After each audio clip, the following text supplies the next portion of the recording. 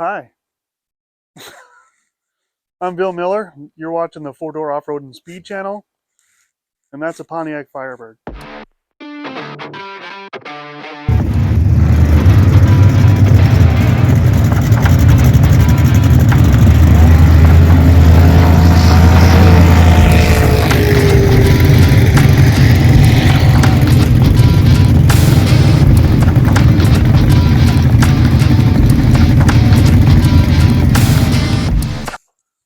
So, a couple months ago, I was given an opportunity to buy a two-door vehicle. And I know, this is a four-door channel, but I bought a two-door car. We got a pretty good deal on it. I'm not going to say what we paid or anything like that. It has its good things and bad things. Mostly, nobody wanted to fix the running problem with it because, well, it's a pain, or it was a pain. Anyway, we'll get into that. I'm going to just show you the car a little bit. I'm not going to go like full crazy like we did with my son's Camaro because, well, there's not as much crazy stuff done to this thing. There's really not anything done to this thing that's like really that far out of the ordinary. So we're just going to take a look and I'm going to show you what's wrong with it. And we're going to talk about what I'm going to do in this video today. So, all right. So really the first thing is, well, the hood. Um, yeah. Now, a little while ago, I actually like put some ceramic pre-wax on these sections, which are like um, the clear coat has fallen off of, just like it's fallen off here. See that? And it actually brightened it up a little bit and made it like from a distance, it's far less visible than it was. It's also doing that on the bumper. You can kind of see the color difference. So this section here, where it's shinier, a little bit clearer color, that's where that ceramic pre-wax and wax went. And then this here, that's the new stuff where it's fallen off. Um, yeah, and it just comes off. And I'm kind of told, well, um, I guess this is what we're guessing. The body guy and paint guy that I talked to about this repainting of pretty much the whole front end here. Everything except, well, the fenders aren't going to need to be repainted or nothing. But we're going to get rid of some of these scratches and stuff on them. But mainly this front piece because they just painted over the top. If I hope we can see that. You see, there's still like cracks, age cracks in here, and they just painted over the top of it because his guess is it was in an accident and that they used what do you call it, one stage paint underneath, or they coated everything in one stage paint and then sanded it down smooth or whatever, and then threw clear coat over the top of it, which you're not supposed to do. That doesn't. That's he said that's why it's coming off the way it is because it's not made to be covered with clear coat like that. I don't know. I can only take his word on it because I don't really know anything about it. But he's gonna fix that. We're gonna get to that. For right now, I mean, it looks okay. I'm like, we're gonna walk around this thing and I'll just kind of show you. I might, maybe we'll do one of these when I get to that far when we're doing, and cover up the license plate number. But for right now, we're just gonna leave it. Anyway, so even after they painted it, they're still running into things. Just don't, like, it's just the craziest. Like, the car is in such good condition. It really is. And we get good compliments about the car all the time. And it's just kind of like, I don't know who was driving this. I mean, like this here, see how it's rubbed, right? And this section, I actually have this piece of trim. It just fell off. Um, but he went all the way down the car with it. That's the only thing we can figure. You can see that rub mark all the way underneath here. See that? That goes pretty much all the way down the side of the car. Um, then there's just little scratches. I'm probably not going to be able to see them real well. Actually, they come out pretty good in the camera here, right there, all around the car. Just these little itty bitty scratches. And here, he did the same thing. Like, this is the same. This is coming off. Like, this is one stage that he sanded and then put clear coat over the top to match this. It is a T-top car, which I have grown to enjoy. I really do enjoy it. It's fantastic, very fantastic. You ever give yourself an opportunity to own a car with T-tops?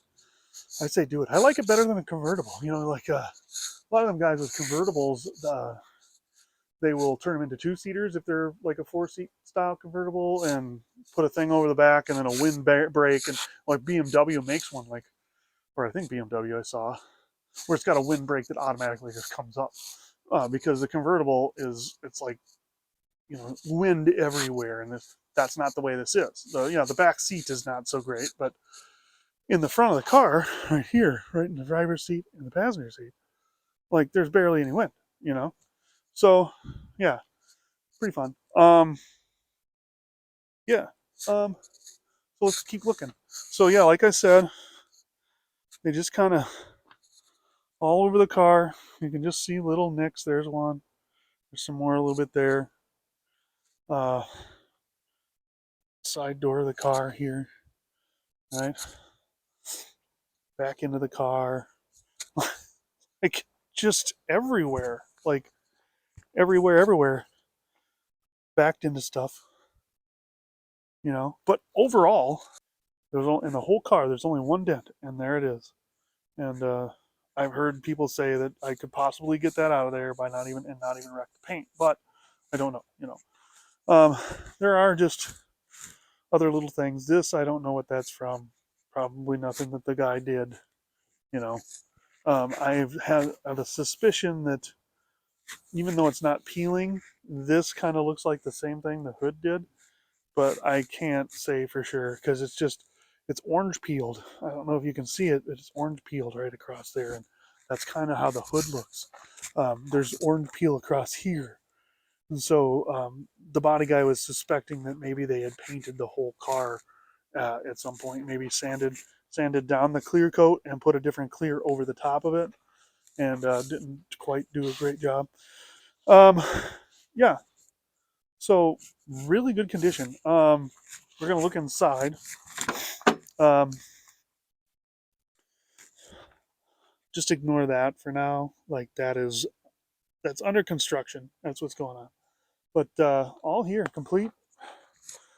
Crack in the door. We'd like to get that fixed if we can. They do that plastic welding now.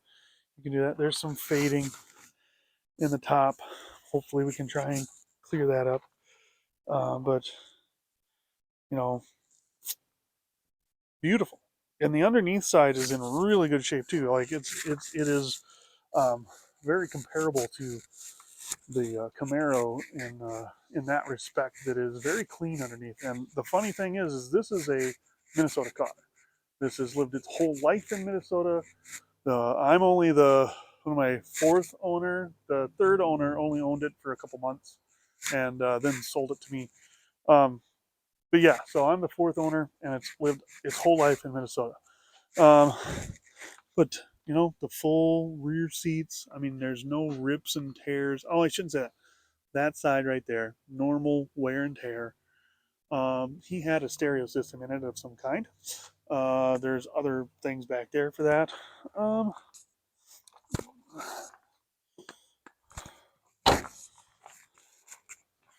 Come around to the driver's side. And so, yeah, this is where we get to. There's a hole here. But that's the only one. And that I found out that that's because it's really hard to get into this car. But pretty good shape. Fiberglass doors, fiberglass fenders. This is really the only exterior rust on the car right here. And I don't quite know what happened, but I'm guessing it's something from one of the accidents that, he had, whatever. But yeah, I mean, like, complete. This door card is here too. I do have that. It's just, like I said, it's being under construction. The window regulator next week is getting replaced. So the power window works properly. That's why that is like that. I was messing with it last night, and I mean, here, I'll show you that. Um, I stopped. I was going to just replace the motor, um, and then I noticed that these are all kind of out of place here. Like they're not sitting right. So I have this feeling it needs to be kind of adjusted. So we're going to take it to a guy and have him replace that window regulator and get it all working right. And yeah, feels like the right thing to do. It's a very nice car, you know. This is filled with stuff right now, but yeah, I mean, like it's still in really good condition here. Like this is just, it's an immaculate car. It really is a very good car. It needs to be cleaned, but so let's pop the bonnet and see, you know, what's going on underneath the hood.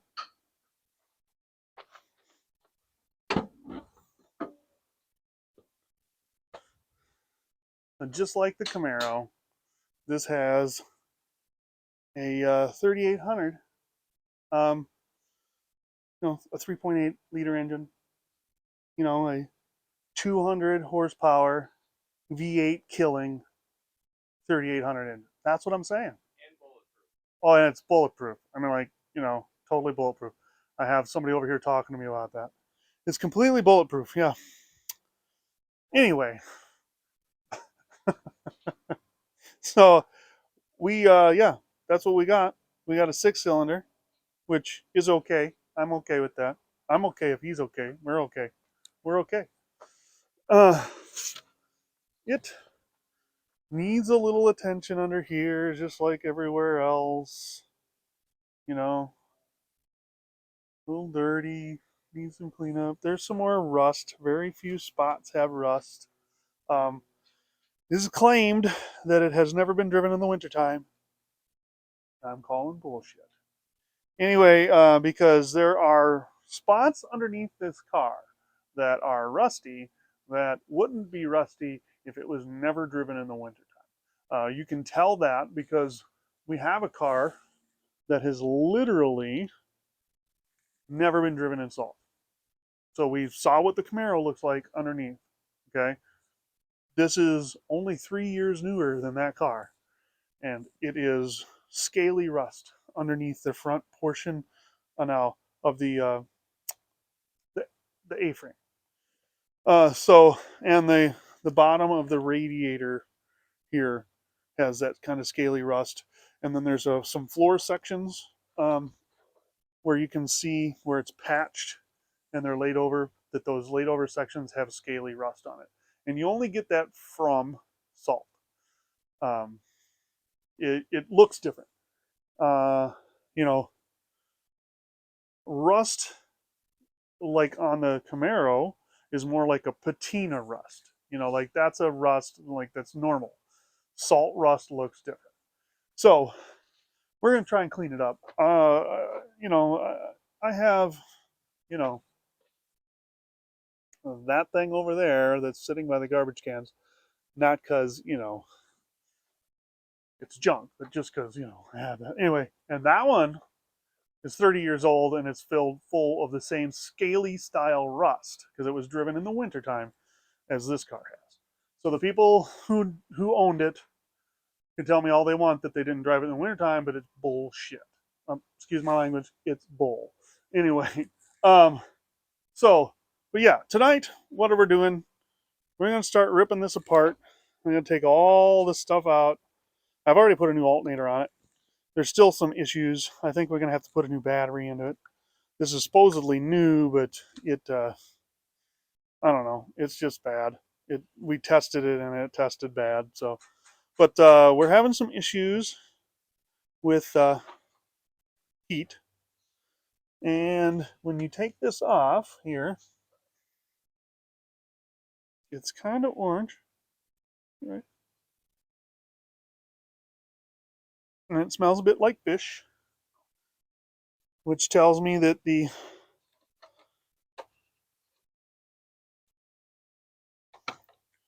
don't know if you can see that orange coolant is well, getting in there. Seeing how there's kind of garbage on the top there. Anyway, so yeah, we suspect it's that intake. This has I'm aluminum intake on it. It's 25 years old. It's probably never been torn apart. Um, and so we think that that's what's going on. Is part of the reason with the or problem with the heater is that it's just not getting enough vacuum because the intake is low on vacuum. I don't know. It's just a suspicion. We may get through this, find out that the gasket was bad, but then yet it still doesn't fix the heater, which that's my luck. But which means I'm going into the dash to get the heater fixed. Because well, you know, we're preparing this for a nice big long drive, 14 and a half hours down to Go Power Sports 180, where my son, who's literally prepping for it right now with his mini bike, is going to be taking part in an enduro mini bike race. So that's what we're doing. We're prepping this car so that me and my wife can drive it down to, well, down by Fort Worth, Texas, or Dallas, Fort Worth, whatever you want to say. Um, the other thing I should tell you about is the problem with this car when we got it. Nobody wanted to fix it. The person who sold it to me was having issues, couldn't figure out what it was, didn't want to deal with it anymore because it's a lot of second or guessing, and all this stuff to figure out what was wrong with it. And well, the code read, whenever you read the code, it said misfire in cylinder 6. So we changed the spark plug wire in cylinder 6, and well, it started running fine. So I went along and did the rest of the spark plugs and spark plug wires and got it running good. And I've actually been driving it as a daily driver for like, what's it been, 2 months now? I drive it just about daily, something like that. 2.5. Anyway, hey, yeah, like, love the car, love it. Like, it's got its little issues. Like, the headliner needs to be fixed because it's coming apart and it's from the wind and stuff like that. But yeah, so that was all that was wrong with it. There's a little gremlin for electrical that we were chasing a little bit too, and I think I got it figured out. But we, we're not really sure. It hasn't done it again since I fixed it. It used to, like, you'd start the car and everything would just be dead, except for the engine. The engine would be running and the gauges would work and all that kind of stuff, but all the interior stuff was not right. And so I thought it was either a ground or something like that. Well, when I tore it apart, there was a wire that had been stripped like for about half an inch, and it was just wide open. They just stripped the casing off of it. I don't know what they were using that for, but they never covered it back up. It was attached to the radio, and I think it was some kind of power wire. It was like the what do you call it, the memory wire, and they just left it bare, wide open. So I wrapped it with electrical tape, and it seems to have stopped doing all that crazy stuff where the electricals don't work inside the car. So here's what it is.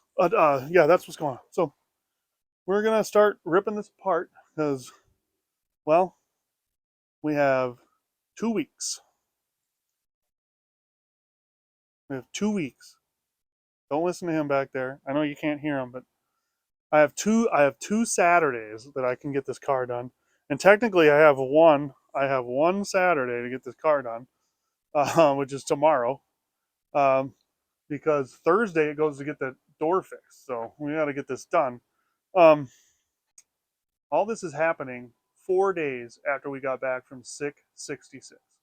So we just got done with a road trip in the Roadmaster, and now we're going to be cannonballing this thing down to Fort Worth, or outside of Fort Worth, about an hour and a half, and I'm going to Go Power Sports Ranch and watching my son race his mini bike and help him out as much as we can when we're down there. So, yeah. All right. Well, we're going to get to work here, and stay tuned and watch along and maybe learn something. I don't know. I'm probably going to learn a lot because I mean, look at that engine. Look how far that is stuck back in there. Like that is like there's literally one cylinder outside the cowl, and I gotta get all the way back in there. Back in there. Let me see, it's back in there. Back in there. See how dark it is back there? It's almost scary. It's so dark. Anyway, yeah. So I'm gonna get to it. Hopefully, we can figure this out. Yeah.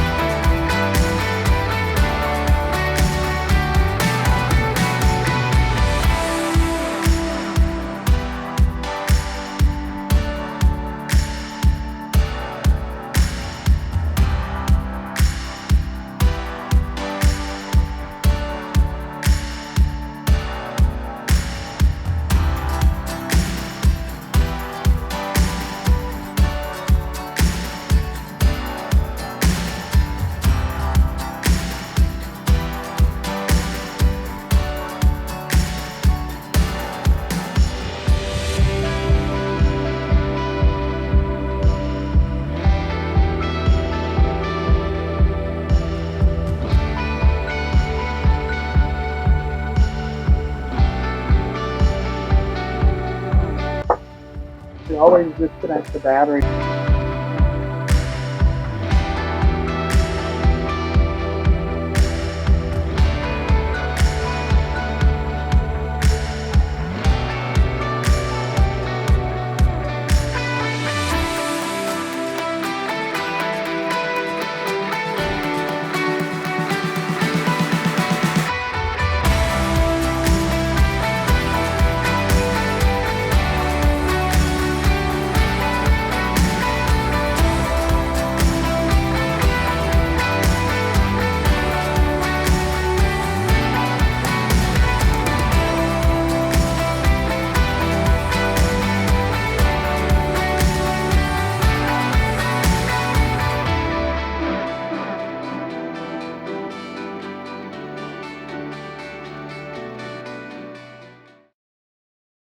All right. Well, it's the end of night one or day one, whatever you want to call it. Yeah, we're gonna show you how far we got here.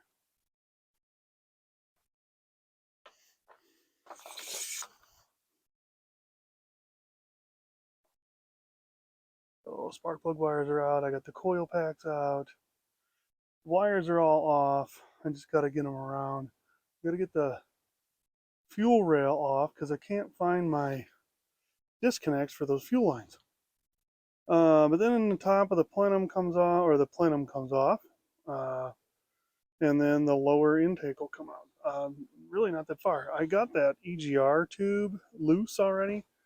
I just put it back in so it's covered up. I'm going to cover this back up with a bag probably. And then I'm going in for the night. Gonna go have some food, probably till too late to be eaten, but yeah, have a few cocktails. But tomorrow we should have the intake off and have a good start at getting it back together. So, yeah, all right, we will check in later.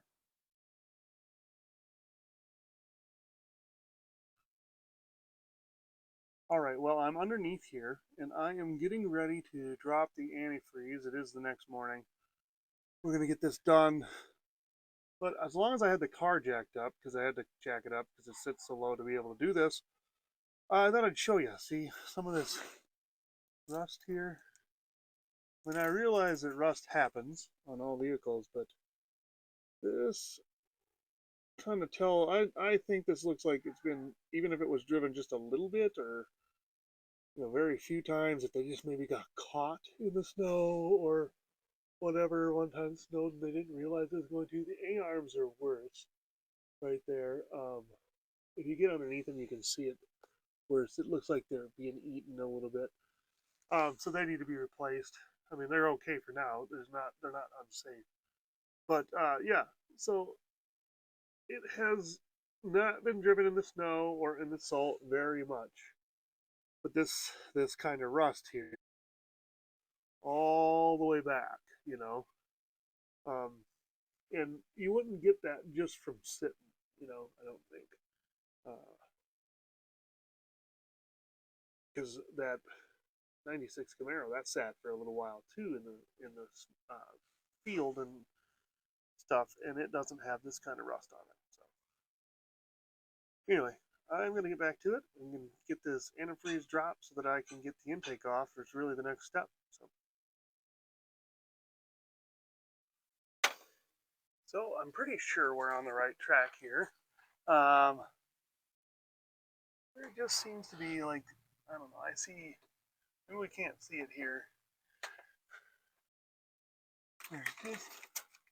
You can tell it's been leaking something here from the intake. The intake's all grimy down here as well, but it's not oil. Same thing here on the edge of the intake there. It's just kind of, it's been leaking something, but it's not oil. It's very flaky. So hopefully this will fix it. We got to get this crazy apparatus off. It's a belt tensioner and heater hose holder. So that should be interesting. Yeah. So we got the tensioner pulley heater hose assembly something, whatever it's called, off. I don't actually know exactly what it's called. But I started to clean it up, but then I started to notice kind of what's wrong with our heater here. Hope you can see this.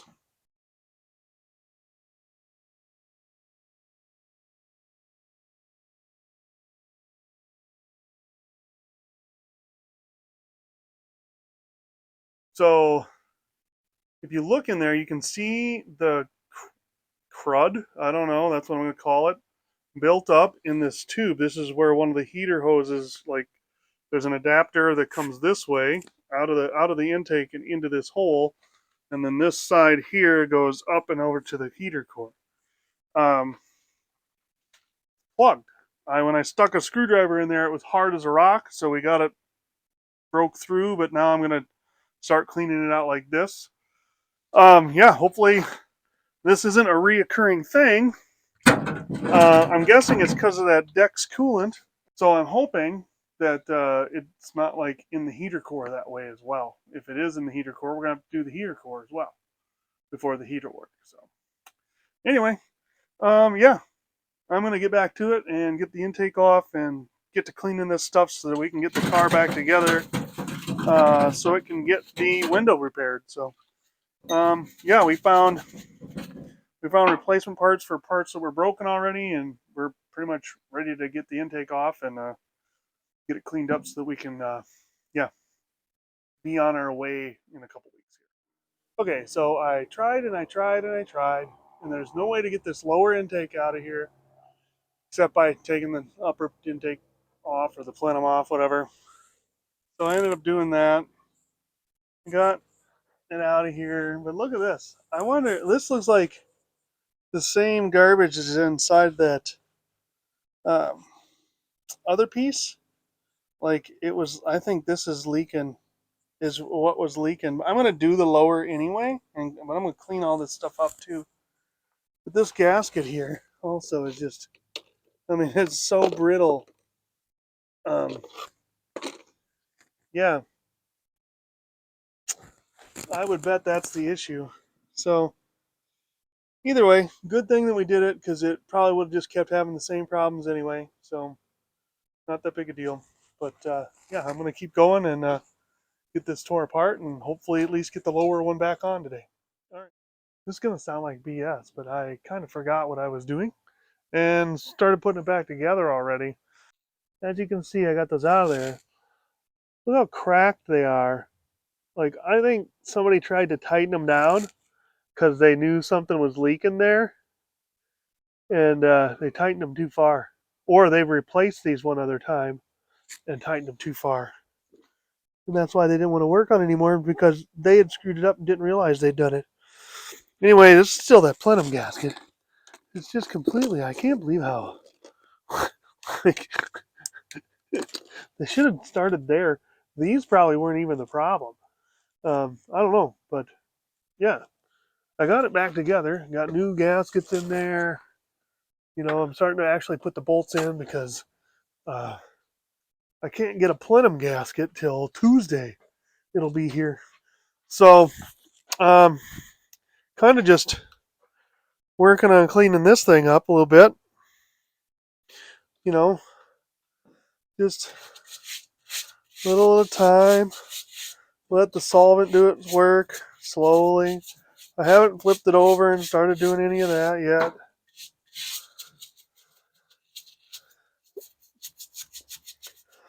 I truthfully don't utilize this parts washer as much as I should. I really should use it quite a bit more, you know.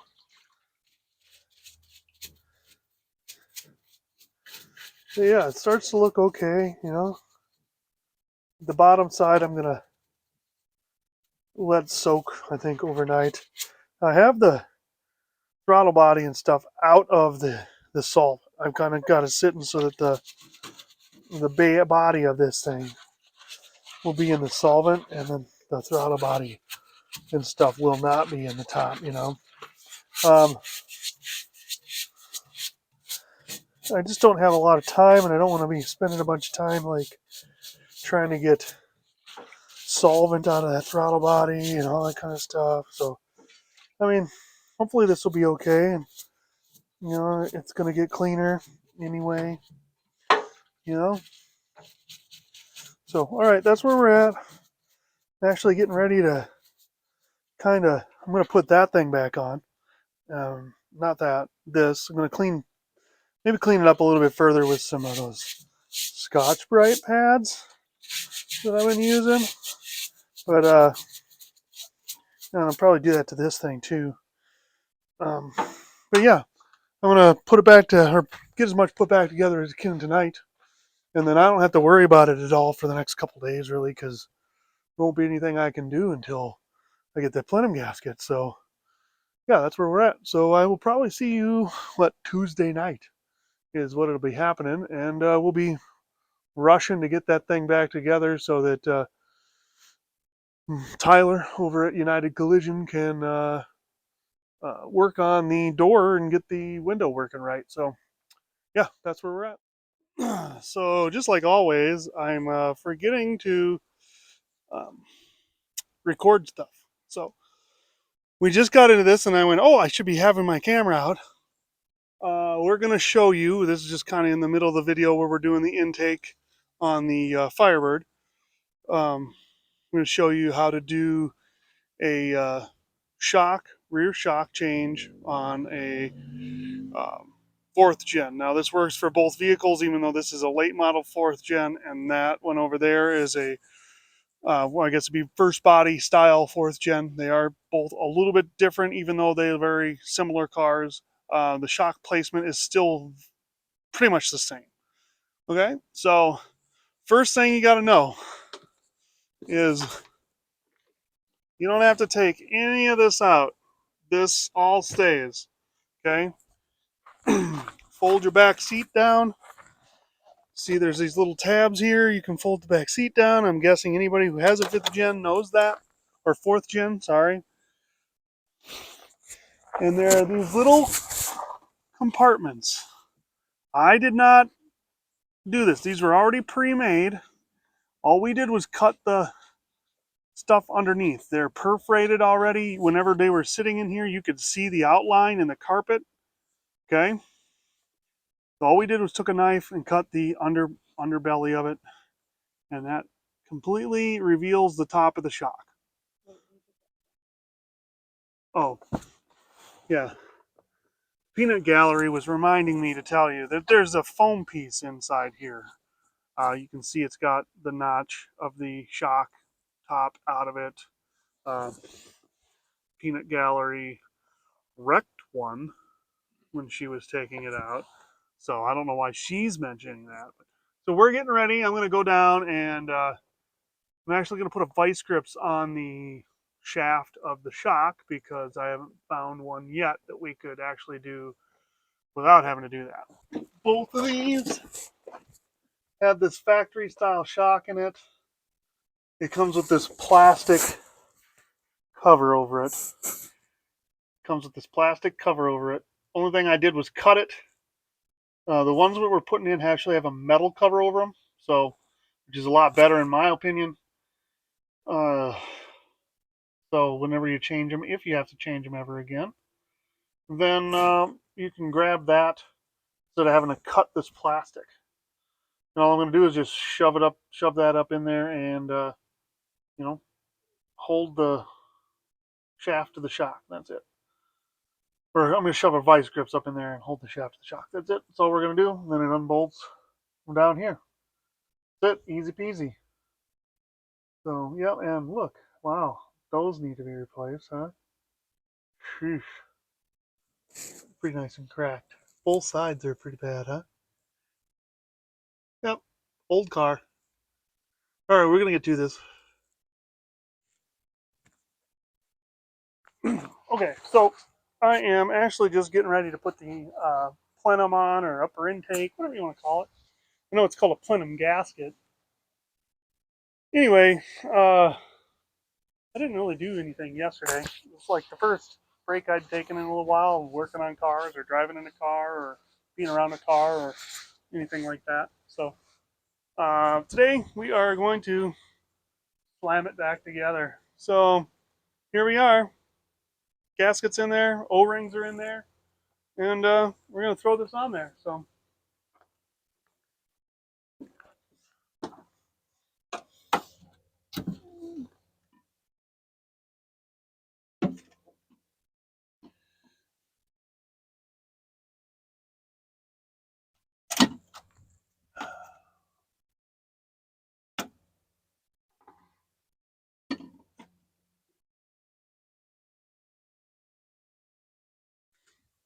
like a glove.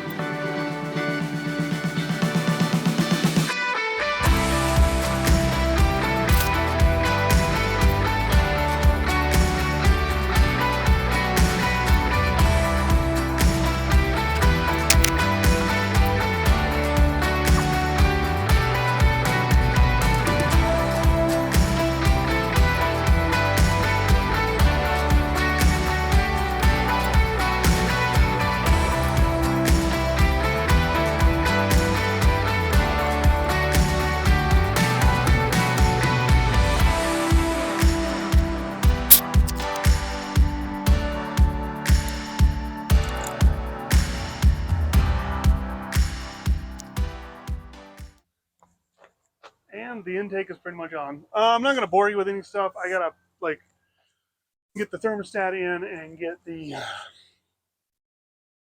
outlet thingy and put on there, because one of the bolts goes in and is long and goes all the way through to the bottom intake.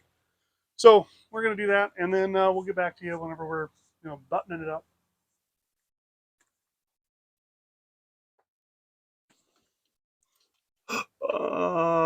So that's my, it's supposed to go right there. It's an oil pressure center unit or switch.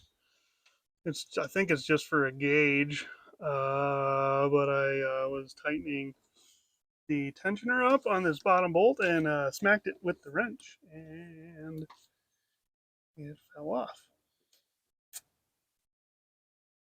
So now I got to replace that. Okay. Well, I got the part in. It's like Saturday. I think Tuesday I broke the part. Tuesday? Yeah. Anyway, I got that in now. We had to wait. It was kind of a, bunch of crap. Maybe it was Wednesday I broke the part. I don't know. Anyway, Tuesday. It was Tuesday. It was supposed to be here Thursday. Ended up coming in Friday. I got it all together. It's actually kind of missing. I don't know why, but The oil pressure seems to be working, or pressure gauge, the one I broke. Everything else, it's not leaking antifreeze, but I don't know why it's got this miss in it. So it may have to be that there's going to be more work done to it, apparently. Yeah. Right now, I'm just trying to get the bubbles out of the cooling system. Good news is, with everything we did and cleaning out stuff, like that garbage that was stuck in there, the dried deck's cool, the heat works in the car now. So that's a good thing. So that whole system is now working, which hopefully means that the rest of it's going to kind of come around. I don't know. We'll see what happens. Well, but thanks for watching. I know this was kind of a different than the normal stuff, which is fine. It's just normal, I guess, maintenance things. But we accomplished the goal that we wanted. We'll actually see you in a couple of days. We're going to take off for Go Power Sports Ranch to support my son at the Go Power Sports 180. Yeah, that's about it. Thanks for joining me.